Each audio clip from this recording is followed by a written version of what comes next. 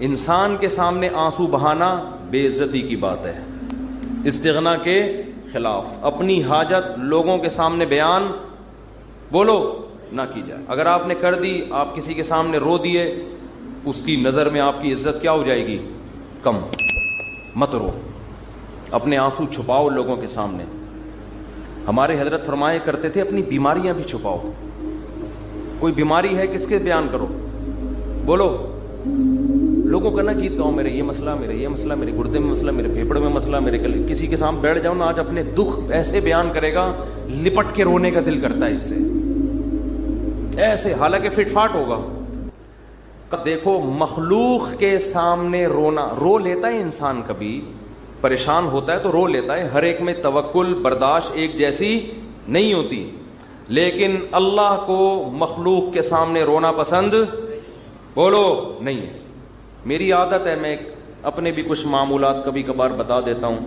کبھی اللہ نہ کرے کوئی بیماری آئے، اللہ نہ کرے، تو میں کبھی دعا کی درخواست بھی مسجد میں اعلان نہیں کرواتا۔ پھر لوگوں کے فون آنا شروع، سنا ہے آپ بیمار ہو گئے، وہ ایک درد سر بن جاتا ہے انسان کے لیے۔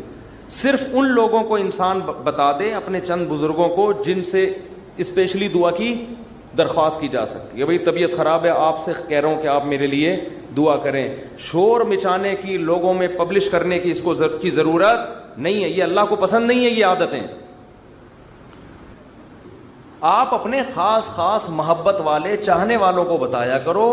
کوئی بزرگ ہیں جن سے تعلق ہے، یا امام سے خود کہہ دو کہ مفتی صاحب میرے فلاں کی طبیعت خراب ہے، آپ دعا کر دیں، کیونکہ آپ کو عقیدت ہے امام صاحب سے، شاید ان کی دعا، تو انسان کھڑے کھڑے وہی دعا کر دے، یہ سنت ہے۔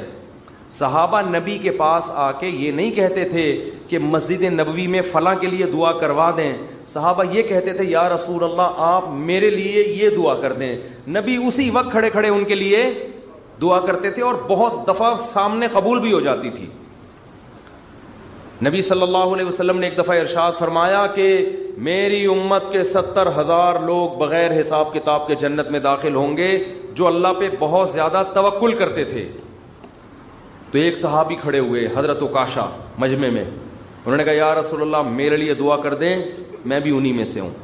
یہ نہیں کہا یا رسول اللہ میرے لیے 27ویں رات کو سب کے سامنے دعا کروا دیے گا آپ، بس یا رسول اللہ آپ میرے لیے بھی دعا کر دیں۔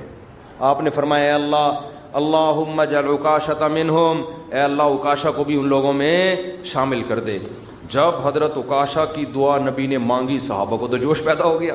ایک اور صحابی کھڑے ہوئے، یا رسول اللہ میرے لیے بھی دعا کر دیں کہ اللہ مجھے بھی ان میں سے کر دے۔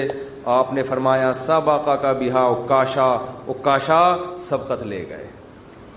کیا مطلب؟ حدیث کا مفہوم کیا ہے کہ اللہ نے یہ فضیلت اس کے لیے رکھی تھی جو اس فضیلت پہ بہت زیادہ حریص ہو، اور یہ حرص عکاشہ میں ہے کیونکہ انہوں نے کسی اور کے کھڑے ہونے کا انتظار نہیں۔ یہ بذریعہ وہی نبی کو پتہ چلا نا کہ یہ اللہ اسی کے لیے قبول کرے گا جو پہلے نمبر پہ کھڑا ہو کے دعا مانگے گا، دوسروں کے لیے آپشن نہیں ہے۔